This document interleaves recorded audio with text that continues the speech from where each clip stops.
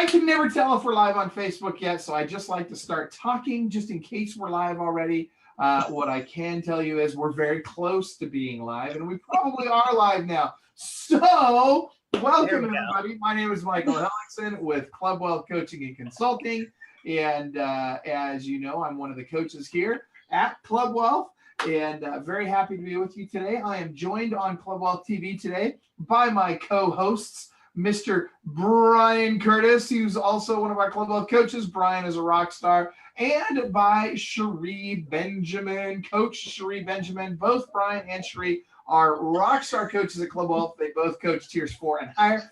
And there's a reason for it, because they're ballers. And so we're super excited today to bring to you something that has not happened in a while.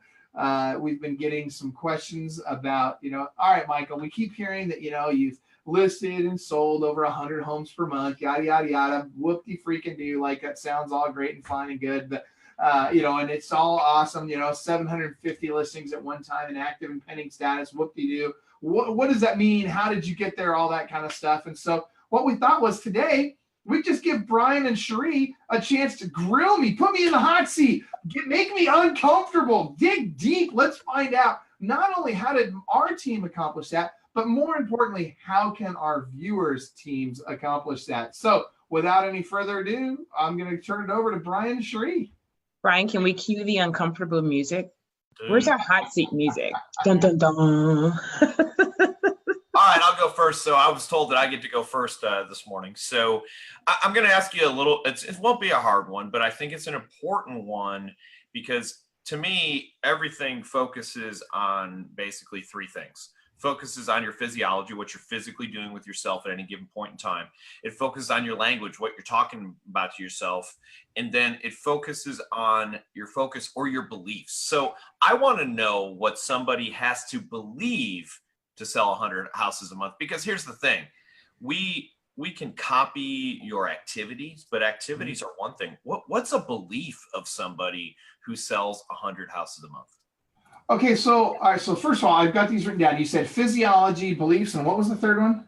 Your language, what you're saying to others, to yourself. So we'll just call that the triad, for the lack of a better way to put it. I love it. These are great. I've actually nobody's ever asked me this before, so I actually love it. Okay, so beliefs. What do you have to believe? Well, I mean, I think the first thing that's obvious is you got to believe that you can do it, right? I mean, you've got to actually believe that you can do whatever it is you set out to do. And what is Napoleon Hill said that whatever the mind can believe and achieve, whatever the mind can conceive and believe, it can achieve, right? So first you got to think about, okay, what's possible? Like what can happen?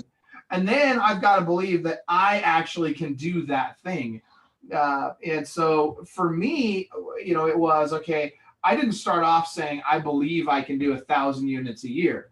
I started off, it definitely did not start off there. It started off thinking, okay, I've heard some people make $100,000 a year selling real estate. Maybe I can do that too, right? So I started to convince myself that it was possible to do 100,000 a year, then that it was actually possible for me to do 100,000 a year. And that was, it's funny. It took me, I was in high school when I finally determined this for myself, when I finally believed that I could do it. But it took, and I hate to even say this, it's embarrassing, but it's the truth for most of us. I think I actually had to meet somebody that was doing that level of production. And it was weird because there wasn't a lot of people doing that around me anyway, at least not in my office. I know there were other people in the marketplace doing that, but I had no idea who they were, that they even existed. All I knew is there was one guy in my office that was this most arrogant person I've ever met. And the guy was constantly telling me how, I do $125,000 a year. I'm a big deal. Like today I'd be like, really? Wow. Like, good for you, dude. Like, that's a good week. But that guy was like all enamored with himself because he was doing the $100,000 a year and walking around the office like the big man on campus. And here I was, this high schooler, trying to figure my way out in real estate. And finally I'd be like, dude, if that guy, and I almost used a bad word, but if that knucklehead can do this, I can freaking do this. And from that day forward, I knew I was going to do at least 100,000 a year. And then once I got to that level, I did the same thing, with $250,000 a year. Then it was $500,000 a year. Then it was $1 million a year. And over time, I started really to believe that, hey, I can do a whole bunch of stuff. I can really take this to as far as I want to take it. And the first time I broke $1 million in GCI was where my mind really expanded. And I really started to believe that, hey, wait a minute. If I can do $1 million a year, maybe I can do $5 million a year. Maybe I can do $10 million a year. Who knows what's possible? And it's funny because it's just like with Roger Bannister, right? Roger Bannister was the first guy to break the 4-minute mile. Everybody previous to Roger Bannister thought that if you broke the 4-minute mile, your heart would literally explode by breaking the 4-minute mile. And Roger Bannister does it, and all of a sudden the next year, and I can't remember the exact number, but it was like 20. 59. Was it 59? Is that what it was? Like 59 people the very next year broke the 4-minute mile. And guess what? Nobody's heart exploded. Nobody. Everybody lived to tell about it later. I mean, and so it's just like, dude, the problem that most agents have is right here. It's what's in your own mind. You guys got to get past it yourself. I love it. I posted recently in the Facebook group, that I'm struggling to understand why anybody would want to be a solo agent. And I got some pretty interesting responses. And frankly, some of them were not all that friendly. Some of them were like, why would I want to be a team and blah, blah, blah, blah. And I'm just like, dude, here's what I really think. I really think that the big problem is it's up here. I think people don't believe that they're good enough to have a team. I think people don't believe they're smart enough to have a team. I feel like they believe that, to have a team is more work, it's less profitable, whatever. And here's the reason why I think these people believe it. Because they've never done it right to begin with, and they've only experienced people doing it wrong. And so therefore that becomes their belief and their mindset. So I guess if you want to change that mindset, stop hanging around with idiots. Stop hanging around with morons that only think negative things about building a real business, and start hanging out with people that make the kind of money you want to make and that are building a real business, and that will change your mindset. All right. So I got a question for you. Why Club Wealth? Why did we build it? Yep. Why Club Wealth? Right. It's like, what? That's Why kind of vague. Yeah. I don't know what's the question. What prompted you to found Club Wealth? Well, it's interesting because Club Wealth didn't start off as a real estate agent coaching company. Club Wealth started off as, when I was a real estate agent, I wanted to have an entity that I could use to teach people how to invest in real estate. So I was teaching essentially potential clients of mine how to go out and buy and hold some rental properties so that they can build wealth for themselves, thus Club Wealth, right? And then during that process somewhere, it worked really well, by the way, and got a lot of people to do business with us. And that's a great model for those of you who are looking for ways to work with investors. That really, really worked well for us. But essentially, over time, I started getting questions from people saying, hey, I would like to have you teach me how to sell real estate at a higher level like you're doing. And that's that was the impetus for starting Club Wealth. But then we took a sabbatical, right? In 2011, I sold the company and took a sabbatical, and it was going to be a year. It turned out to be 3.5 years. And I started getting calls from a lot of our past clients, like Jesse Zagorski and others that had done business with us, saying, hey, we want you to get back in the business. And about that time, I get a call from Brian Curtis saying, hey, by the way, I want you to coach our team. I'm like, well, I'm really kind of not really doing that right now. He's like, no, you don't understand. Like, you're going to coach my team. He's like, I've talked to several people. They tell me that you're the guy that I need to talk to. You're going to coach my team. I'm like, okay.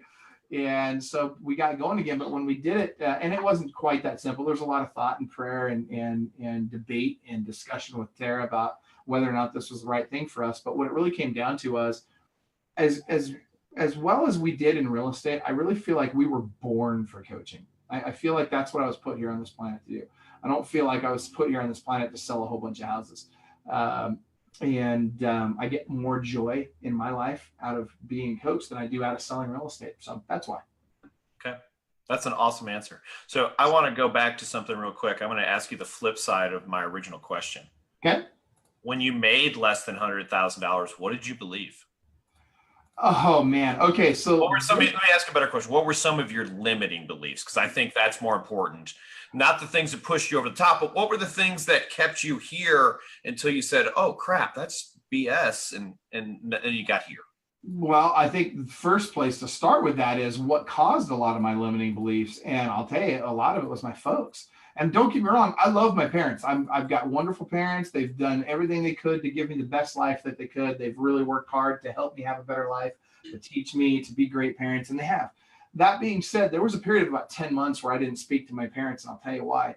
Because at the beginning of that, toward, when I first got into real estate, I was the number one listing agent in my market, or in my office, rather, not my market, just my office. And all that really meant was I was less broke than the other agents in the office, right? And so I had all these 40-year-old plus ladies and men in the office that were all mad at me because I was out listing houses at 8 and 10% because I didn't know any better. But here's the thing, I was still freaking broke. And my parents kept telling me, they're like, look, you should go get a real job. Go get a job at McDonald's. You'd make more money. And what was sad was they were right? I mean, no joke. Like, I literally would have made more money had I gone and gotten a job at the drive-thru, learning great scripts like, would you like to supersize that, right? Only working 40 hours a week. Yeah, exactly. Exactly. And so, I mean, that was, for me, that was a big deal.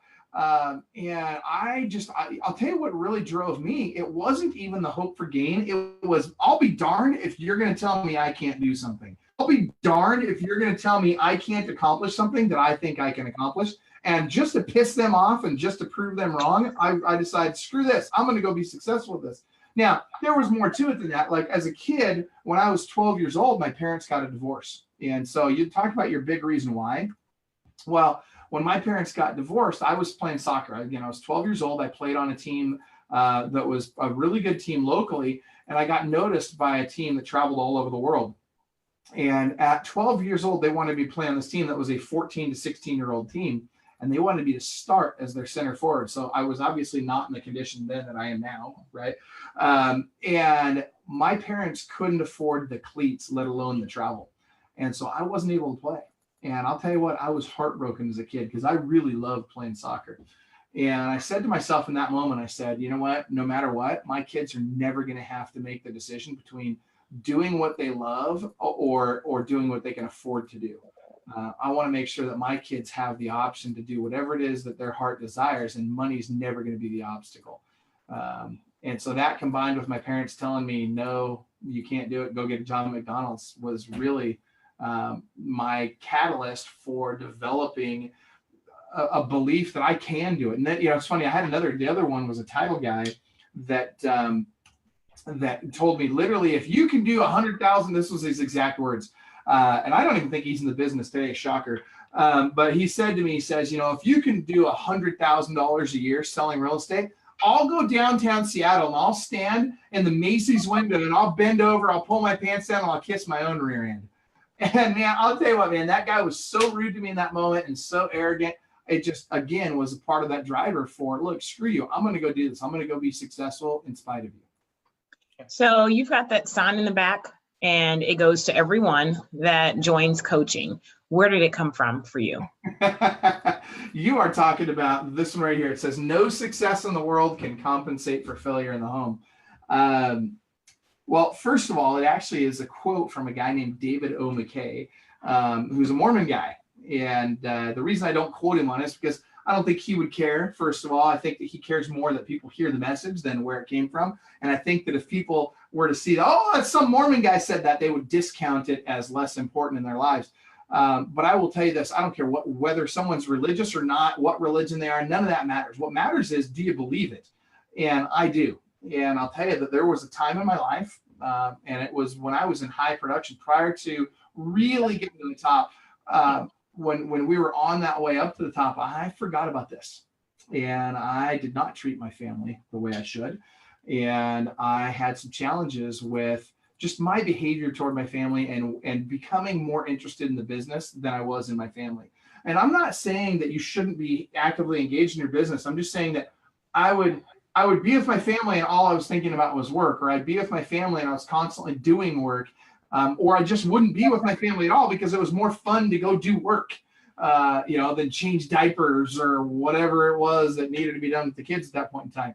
And that becomes, the world becomes very, very appealing, because at work, I was getting all these accolades and people are like, oh my gosh, you're the man, and look how great you're doing. And it's, oh, Michael's a rock star. And then I'd come home and Tara's like, dude, you're not all that. You're just Michael. Like, what's your issue? Like, freaking, go do the dishes, take the laundry down, or, go take the garbage out or something. Like, that wasn't giving me the kind of fulfillment that the business was giving me. And so it became very attractive to focus more on the business. And I'll tell you that I don't believe that's where true happiness really comes. I think true happiness really comes from the family and from the things that need to happen in your home. And the business is there to provide you with the opportunities that you get to have at home. Like, when you go on vacation as a family, where does that money come from, right? It comes from the business. When you have a roof over your head, when you have food, all those things are important. But guess what? Your kids would rather spend more time with you than go to Hawaii with you. I mean, that's just my personal belief. So I think it's really important, and that became the core value at Club Wealth, that we really have to focus on what's important, not what's interesting today. And so sorry. No, okay. So Sandy Stites asked the question, as the number one successful real estate team in the country, and now as the number one real estate coaching company in the team space, how do you adjust your mindset and deal with the quote unquote haters or people who want to see you fail? It's funny. I used to let it get to me in a big way. I'll give you an example. In 2007, we picked a fight with our State Department of Licensing, right? If you're in California, it's like the BRE or whatever. So we sued them. They were breaking the law, and we sued them. I was very arrogant, very idealistic, and I love to do this, right? Like, if I see something that's not right, by golly, I'm going to go take care of it. I'm going to fix it. Yeah, it's a lot like when, have you ever seen that video with the woman with the nail in her forehead, right? It's actually a hilarious video. You should watch it. Great video. It is, right? Like, all I wanted to do is address the nail. And it's like, she just wants to be listened to, right? Well, when I see somebody doing wrong, I want it fixed. It frustrates me. And I had to learn the hard way that you can be right or you can be rich. And you got to pick one. Well, back in 2007, I chose to be right. And I sued our State Department of Licensing, and I beat them.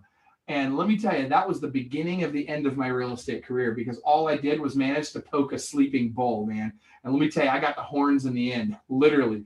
Like, these guys were not messing around, and they spent 3 years trying to find a way to get me out of the business legally. And when that failed, when we beat them in court every single time, what did they do? They just freaking got us to a point where we realized, look, we're either going to run out of money or I'm going to have a heart attack.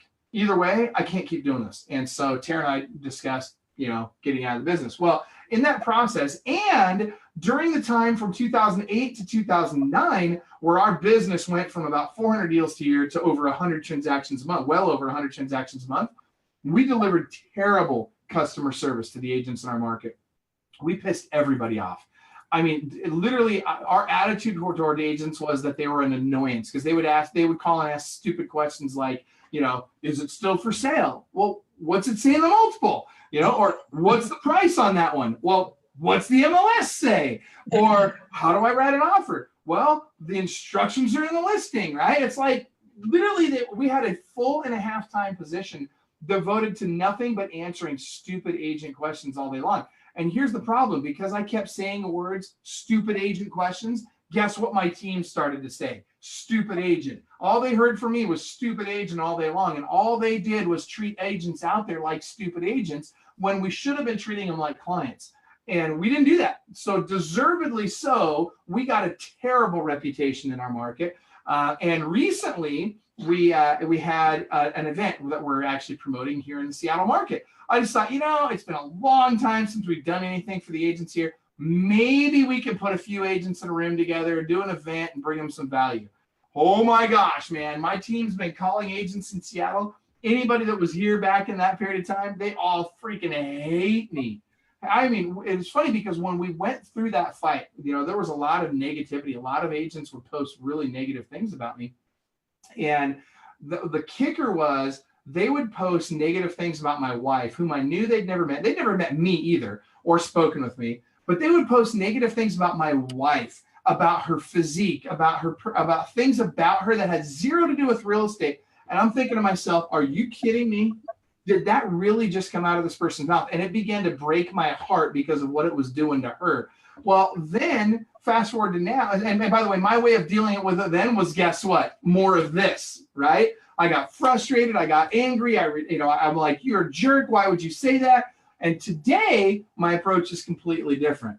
So today, as our team is making these calls, they're getting some of this feedback, and there's some agents here that especially the bigger producers, they're like, oh yeah, I get that. Yeah, I saw that. I witnessed that. I actually reviewed that. I went through it. I understand what happened, and they're pretty cool with everything. But the agents that research it are. But what's interesting is there's still a lot of haters out there. So today, the way we deal with those haters is we just don't worry about it. At the end of the day, there's always going to be haters. And it's interesting because I never try and defend myself with the haters now. I've just gotten to a point where I'm just like, you go ahead and hate. But what's cool is we've got so many wonderful clients and friends through Club Wealth that they go in there and they defend. Man, this gal that we were doing this event, and this one gal got on there and she started being like, oh, this guy lost his license and you're an idiot if you follow him and blah, blah, blah. And then all of a sudden, like 20 people just jumped on her. Like, I felt bad for this gal, legitimately. Like, I felt like this gal's about to get lynched in the alleyway. And they're just like, you have no idea who you're talking about. These are the best people in the world. And they've helped us tremendously. And they're great family people. And they're honest and all this other stuff. And we just didn't say a word. So that's how I'd handle it differently today. Yeah, so it's always people remember how you make them feel. So those stupid agent comments and all of that, people always remember how you made them feel. That's right. I want to go backwards just a little bit because we've heard some of this story, some of your story before. A lot of us know that, but a couple of questions for you. What age did you break 1 million?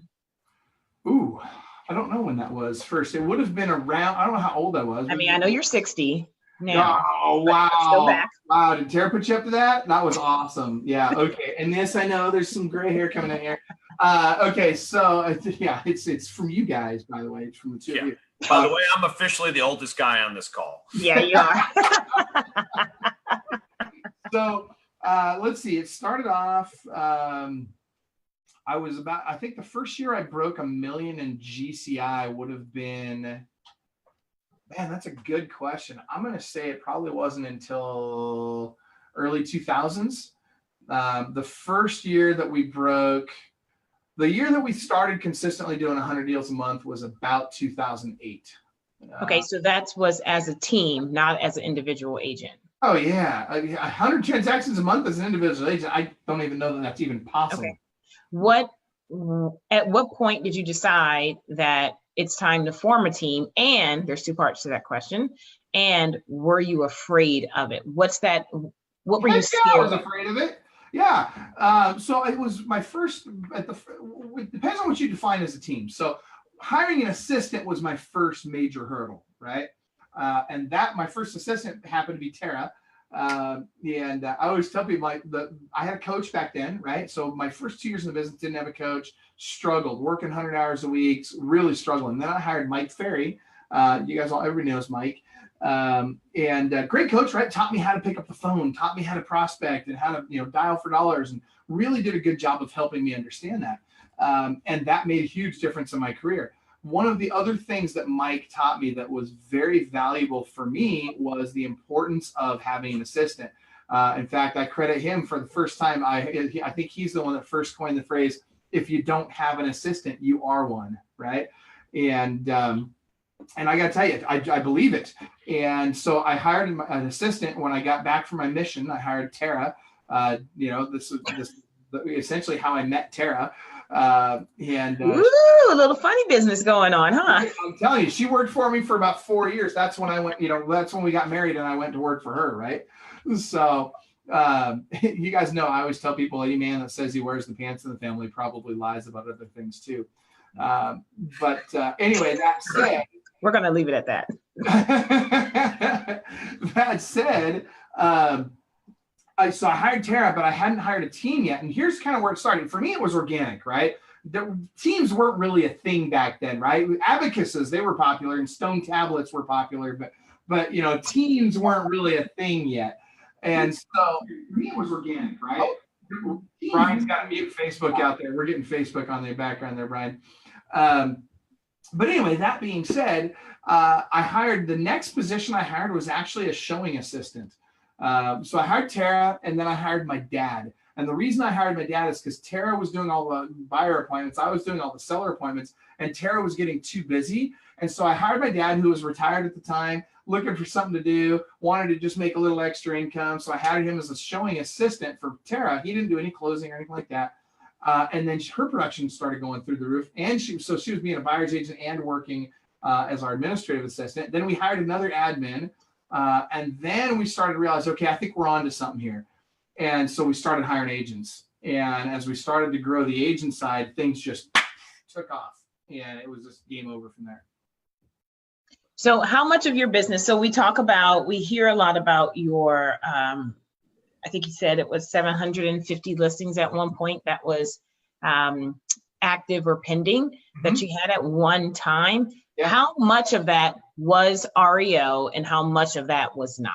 So only about half of my business was ever REO at any given time. And a lot of people like to say, oh, well, it's different for him because it was all REO. No, it wasn't all REO. It's only about 50%. Now, that being said, I do believe that REO and short sales need to be part of everyone's business. I think that these are things that help us balance out when we go into declining markets, and we're going into a market shift now. And so these are parts of the business that help you kind of keep an even, an even cash flow throughout rising and falling markets. That being said, the majority of our business was retail. And so retail business, I mean, there's a million ways to get it, but I would tell you this. Every single person watching this right now needs to be thinking, if I want to net $1 million a year, I need 25 lead sources. If I want to net $1 million a year, I got to have 25 lead sources, and they need to be diverse. I cannot have all my business coming from one place, because if it's all coming from one place, or even if it's coming from 3 or 4 places, one of those places goes away, my income drops substantially. That's like having 4 buyer's agents on your team. That's a disaster waiting to happen, because 2 or 3 of them get together and decide they're going to go start their own team. You're screwed, right? So that's why if you're going to grow a team, you want to get to 15, 20 agents as fast as you can without going broke. And then, it takes some time for the income to catch up. So did that answer your question? Yeah, it did. So those 25, you say 25. Back then, was it 25? For me, no. The most I actually ever had on my team, and this is another hard lesson learned, was 16 at one time. And so I shouldn't say that. That's not true. I had 18 was the most I ever got to, but generally I was bouncing back and forth between 12 and 18 buyer's agents. And here's why: because I didn't have the time to go really devote the resources, time, effort, and energy necessary to recruiting. If I had it to do over again, there's a couple of things I would do differently in my business. Number one, I'd treat agents in my market better. That's the single most important lesson that I got out of the mistakes I've made, is be nice to everybody, take care of everybody, treat everybody like clients. And that was a hard lesson to learn, and an expensive one. Number two, don't freaking sue the state, right? That's another. Was that number one or number? Was that number one? Maybe number one. I don't know. They're both up there, right? But I wouldn't do that, right? Don't sue the state. And then number three, the third one would be, I would have started recruiting a lot earlier and a lot heavier early on. There's no substitute for recruiting, and there's no question that I needed to have done a lot more of it. I had enough leads coming in. Think about the numbers here. I had 6,352 buyer leads coming in, sign calls per month coming in. Sign calls.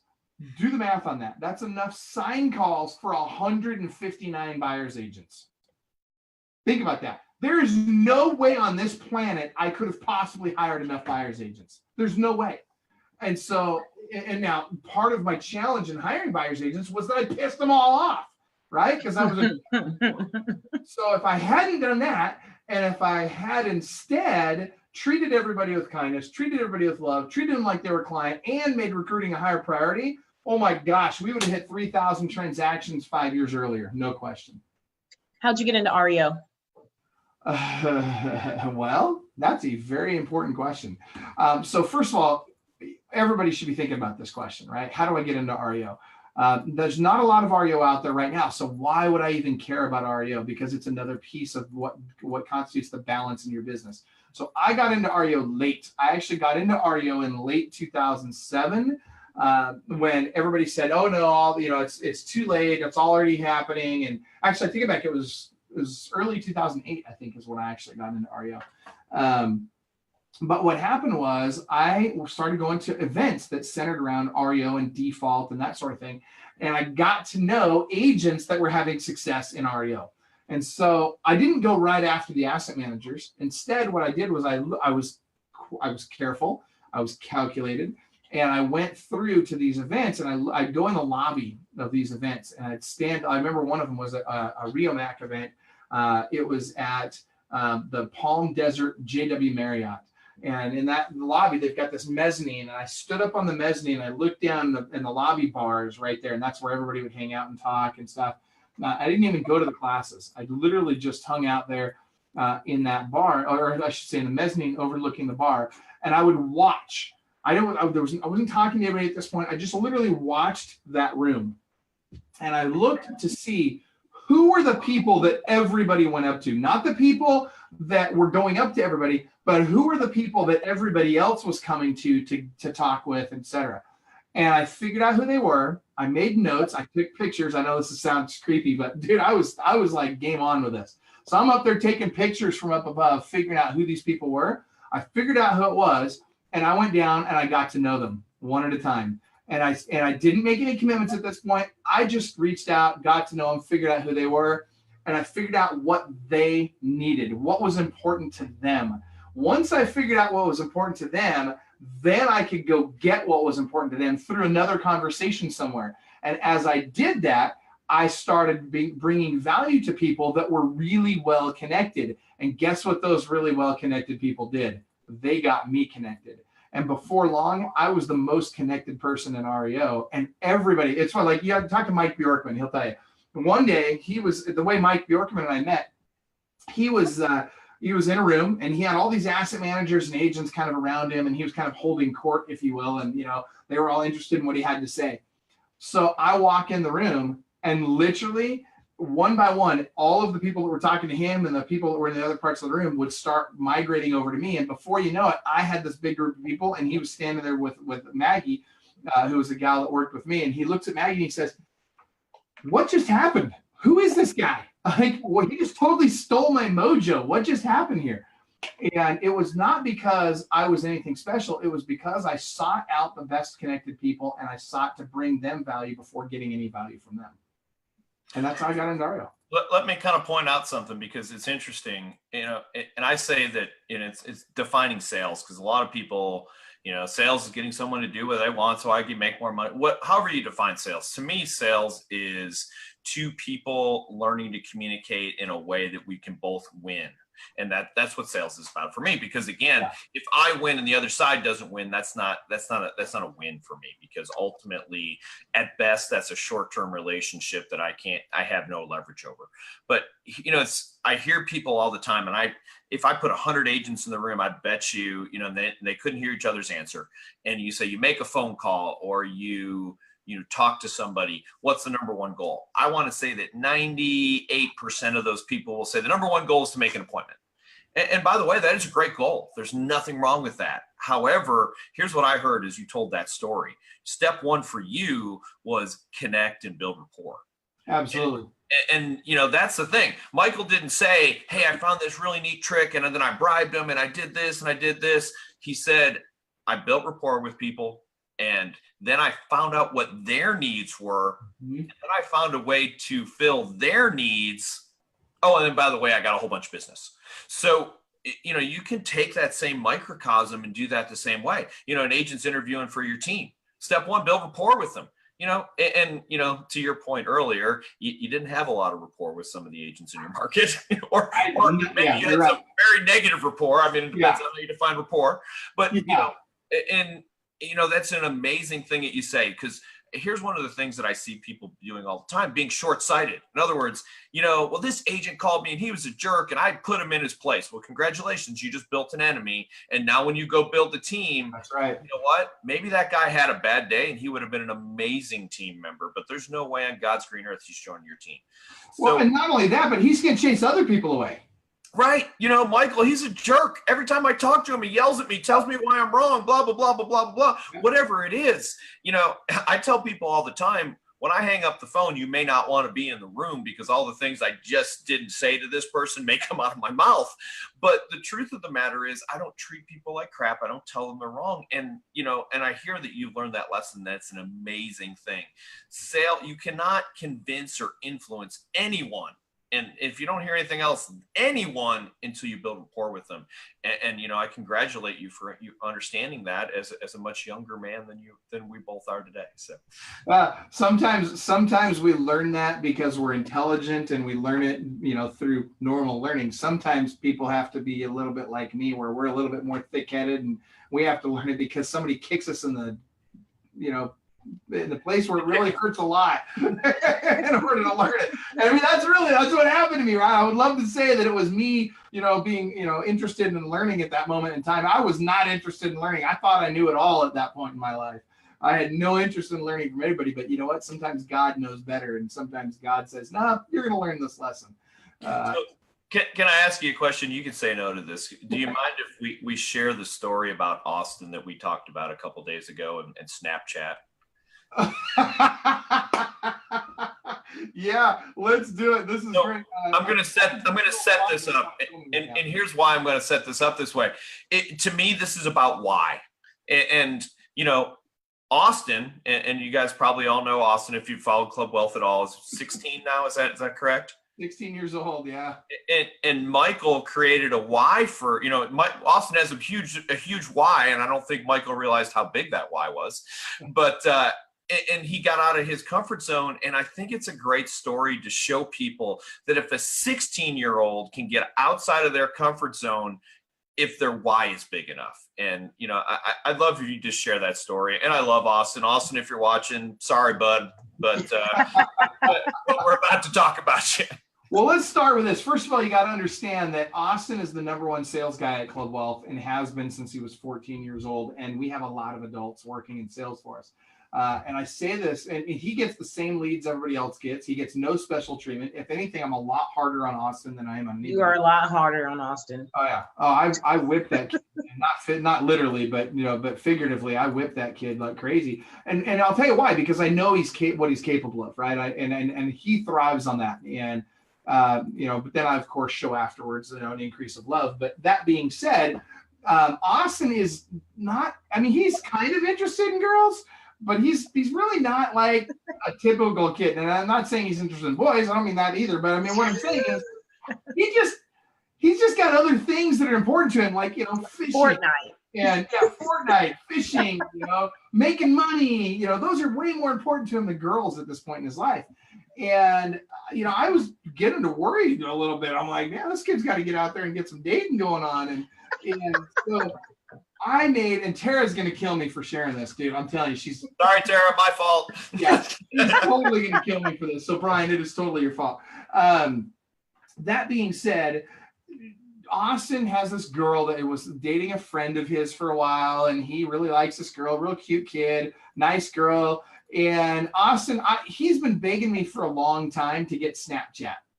And, here's the, I didn't want him to have Snapchat because I don't see any real, benefit out of having Snapchat. Wait, Tara says, don't you dare. Before we continue, I want you to understand your wife has spoken. Maybe I'll save this. Austin did something 100% outside of his comfort zone. He's a 16-year-old kid, and he broke outside of his comfort zone to do something because his why was big enough, because he wanted this so bad that he went completely outside of who he is. And I think that, Michael can probably tell story after story after story about how he has personally gone outside of his comfort zone. And again, I'm not going to try and get Michael or Austin or get Tara mad at me. So. Oh, no, it's okay. It's okay. We're down the road. Let's go ahead and finish the story. I'm okay. Oh, boy. Listen. All right, I let you off the hook. No success in the world. Situations like this, I ask the most important question in marriage, right? And that's, is this a divorceable issue? And the answer to this one is probably not. So we're going to find out. Sorry, Tara. So anyway, I told Austin, because I didn't think he had a chance in heck at this girl giving him the time of day, right? I just thought this gal's way out of his league. There's no way. He's too shy. She's too whatever she is. And there's just no way this is going to happen. And so I bet him, I said, and obviously I should have checked with my beautiful and amazing wife first, which clearly I didn't, had a guy moment in weakness. And I told him, I said, so I'll bet you Snapchat, if you can get her to kiss you, I'll let you have Snapchat.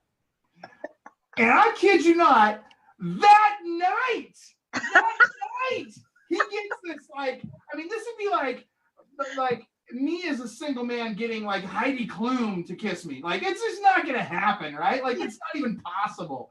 And this freaking kid, I forgot that he can sell anything. And he goes out and he freaking gets her to kiss him. And I'm just like, whatever. All right. Never bet with that kid about a girl ever again. So the You lesson should never learned bet with is a 16-year-old about a girl at all.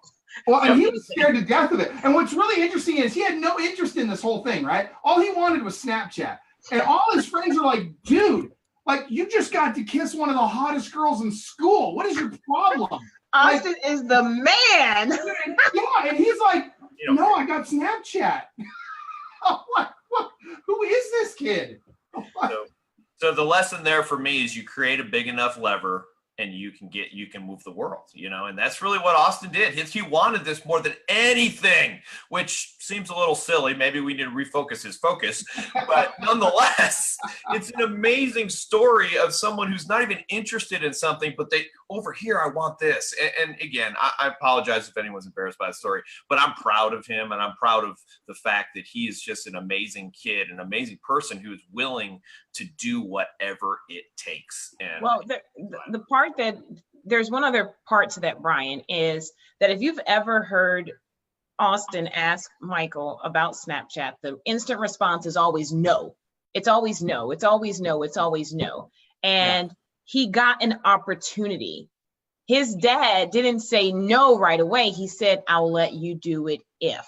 And so he got his foot in the door and then Austin just kicked it open. That's all. And he did. And a lot of us don't do that. A lot of us miss so many different opportunities that come our way, all because we're scared for us to, when we get our foot in the door, we're scared to kick the door open. And that's what a 16-year-old did. Yes, could have been hormones. No, it was Snapchat. That had nothing to do He with wanted that. Snapchat. Yeah, he didn't He's care been about asking for Snapchat for as long as I've known you. And Dude, every that kid time I was hear him say it, terrified to kiss this girl. Terrified. Okay. Seriously, it had nothing to do with the kiss. He was literally terrified of this moment. Had no clue what he was doing period. Like literally no clue what he was doing. And he figured out. But here's the thing, and I want you guys to think about this in your own lives or on your teams, right? Think about this, because Napoleon said it's amazing what a man will do for a piece of ribbon. Schwarzkopf Patton later quoted him as saying that. And it's true, right? These guys will go to war and get shot up for a piece of ribbon. And you got to think about what really motivates people. Very few people are motivated by hope for gain. Very few people on this planet are motivated by, I want to make more money. We all think that's what it is. We all would like to believe that's what it is, but that's usually not the case. Which, by the way, if you don't believe me, see if when you give someone a raise on your team, if you get more work out of them. You don't. Trust me. You don't. You just pay more money. And that's why I'm saying it's not about the hope for gain. Most people are afraid of fear of loss more than they are for hope for gain. But what you have to find is that lever, like Brian said. You've got to find that thing that is most important to that person. And that takes a lot of work. You have to dig deep into their why. It's usually something in their childhood, like the soccer team for me, right? I didn't get to play soccer because my parents couldn't afford the cleats. I've been bitter about that my whole life. And that's a big part of the reason why I've gone out and gone the extra mile to be successful, because I don't want my kids to have to go through that. I've gone through this exercise with people oftentimes where we dig deep into their why. A lot of times it has to do with child abuse as a kid, or they didn't get enough attention from mom and dad, or whatever it was. They didn't have the things they wanted when they grew up. They want to make sure their kids have a better life. Whatever that lever is, you have to find that lever and you have to push on it to help them have the success that they want and deserve to have. But you got to be authentic with it. Don't do the fake push, because everyone can smell it a mile away. Some people will do the fake one and they're not authentic with it. So, okay. I got another question for you there. Yes. All right. So at Listing Agent Bootcamp, at last year's Business Strategy Mastermind, which we have another one coming up here in just about 2 months. I think we've got 2 months until we're on a countdown now. So if you're not going to be in Anaheim, I don't know what's wrong with you.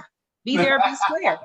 But so I got a question for you. You say in both of those, I've heard you say, and all of us, all 400 of us that have been in the room, we've heard you say this before, is that it will work in your market.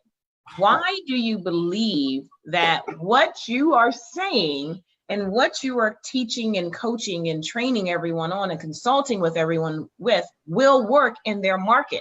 Why do you believe that? Let's start with— There's so many different markets, Michael. Remember this, there's so many different markets. Oh my gosh. There's so many different markets. I'll tell you right now, you drop me, Brian, Cherie, or any number of rock stars at Club Wealth into any market in this country, and we're going to be the #1 agent in that country inside of 12 months. Mark my words. It blows me away that people use "that won't work in my market" as an excuse for poor performance, and that's all it is. It's an excuse to perform poorly. You know what? At the end of the day, it will work in your market. I mean, look at Josh Solinger, right? Here's a perfect example. Josh Solinger's in Ladera Ranch, California, high-end market, right? And we tell him, hey, you need to go do massive open houses. Everybody else across the country in these high-end markets constantly loves to say, oh, I don't want to do massive open houses. That won't work in my market because I work luxury. Well, good for you. You know what? That's awesome. So you're broke just like the agents that don't do a lot of anything else, right? So I quit with the excuses. And so Josh says, you know what? I'm going to trust Michael. I'm going to believe the system. I'm going to work the system. And he did. And he went out, and last year he sold, this year he sold, I want to say it was 8 homes, and that doesn't sound like a lot to you, but wait for the punchline. He sold 8 homes from open houses this year alone, and he's got a bunch of people in the pipeline as a result of them. Average sales price, $1.5 million.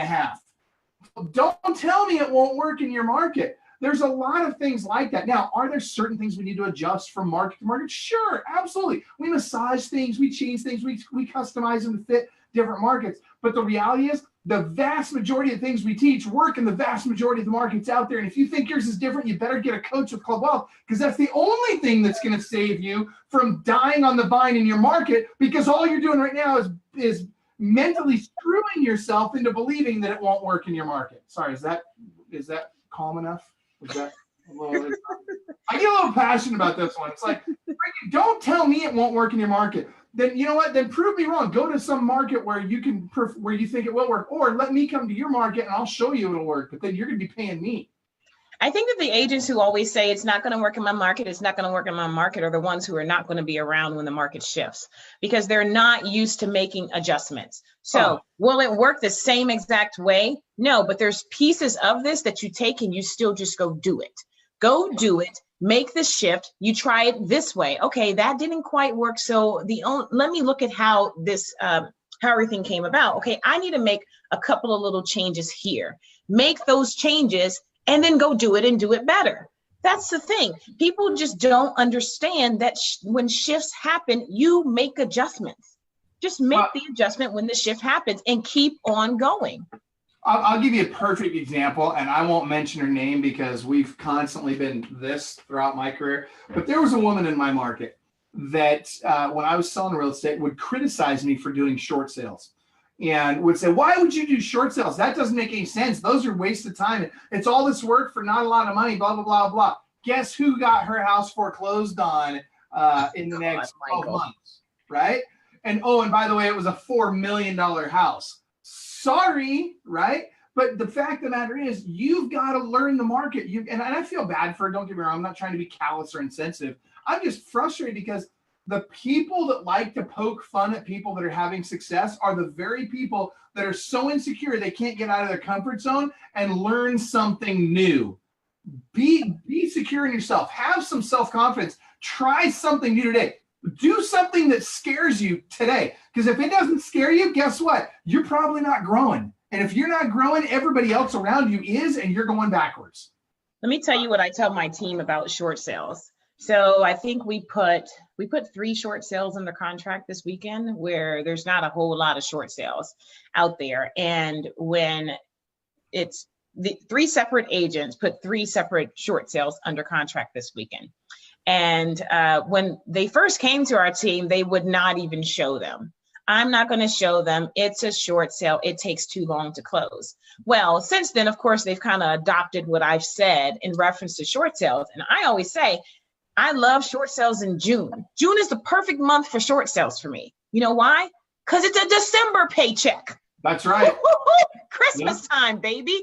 I love June short sales. Agents these days don't believe in pipelines. They don't see it. They only go for what's right there, that low-hanging fruit. They miss the follow-up. They don't continue to do it. You've said it countless of times that fortunes is in the follow-up, you know, and a lot of agents don't do that. I think back to 2000 when I was back doing mortgages, I had, even though I had to have paper folders, I have paper folders in my drawer with each month that was there and when I was supposed to call. This is how I organized everything. And I stayed on top of it. I started with a pipeline. I've always believed in a pipeline. So please don't drop the ball when it comes down to that. Speaking of, we only got a couple more minutes left, but speaking of follow-ups, Michael, what do you think is the ideal follow-up plan? You've been through the market adjustment. We've heard so many different things. What do you think is an ideal follow-up plan?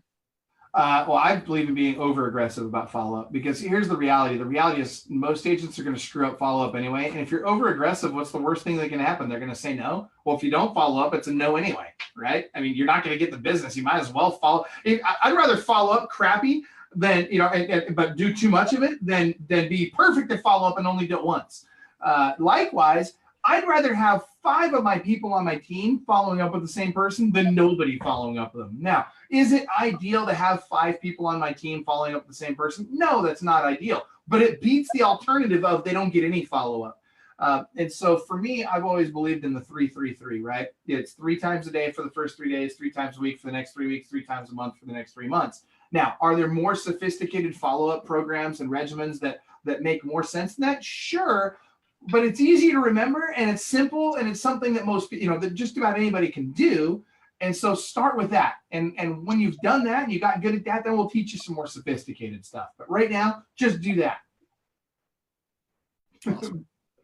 So I think Brian's like, yeah, just do that. Just do something, right? Well, and that's really what it comes down to. People are always looking for the perfect plan. You know, they're looking for the perfect CRM and the perfect this and the perfect that. And here's the thing. Is there some places in your business, whether you're a single agent or a team, that you can do better? I'm 100% sure that. I don't even know who you are, but I'm 100% sure there's something you can improve.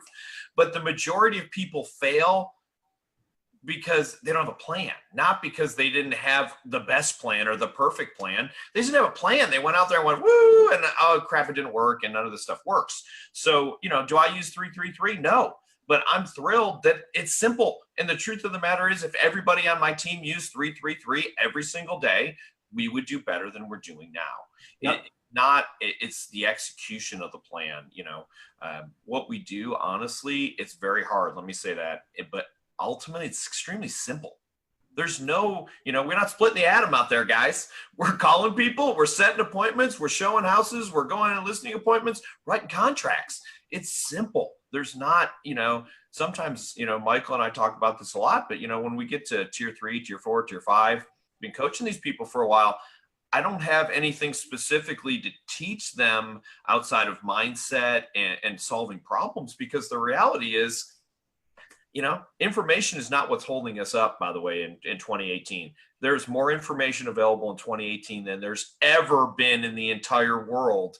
And that is not what's stopping you. It's that application. And if you don't want to learn anything else from Michael, learn this. He went out and did. And he didn't always do it right, by the way. And he'll tell you that. I'm not trying to study, but he did. And, you know, the person who goes out and does will always be outdo the person who has the perfect plan every single time.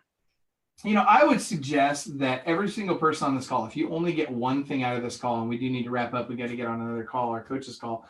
But if you only get one thing out of this call, get this: err in favor of action. When I was 18 years old, I was still in high school. I was the #1 listing agent in my office, not because I had the best plan. I had no plan. You know, I had zero plan. I was 18 years old. I didn't know my head from a hole in the ground. But you know what? What I did was I got out there and I worked my freaking butt off.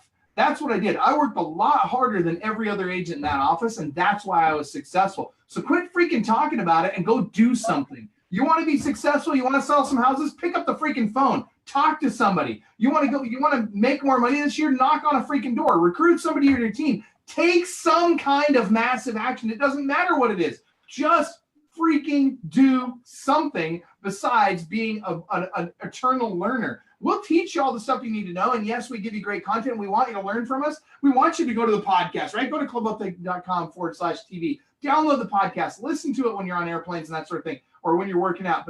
But when you have time where you're not, where every minute possible, you need to be recruiting or prospecting for business or somehow growing your business, and not just sitting around hoping that you're going to learn some magic pill or automate something in some way that all of a sudden you're going to make a bunch of money and you're going to be able to sit and play freaking Fortnite all day and make money. That, unless your name's Ninja, that's not going to happen. All right. So that being said, I know what that is. He's like a popular gamer on Facebook. Anyway, he makes $500,000 a year playing Fortnite. He's the only person on the planet that does that. So that being said, you guys, seriously, I appreciate you guys interviewing me today. This was awesome. It was fun for me, and I hope that you guys got something out of it. Hopefully somebody on the call got something out of it. If you think this was valuable, I'd love it if you type into your screen, yeah, this was great, more Michael or more whatever. You're probably saying to yourself, there's no way I'm typing that in. All right, that being said, we got to run. Don't forget to check out our sponsor, and thank you to WiseHire. It's www.wisehire.com/clubwealth. WiseHire.com/clubwealth. Appreciate those guys making this happen for us, and we love them. We use them all the time. And that said, we're going to jump onto the coach's call. Remember, inside each one of you, there really truly is a world-class beast right here, right? Just dying to get out. But you got to choose to let that beast out. You got to make some kind of a decision to do something world-class today. So go do it. Have a great day, everybody. Bye. Thanks, everybody.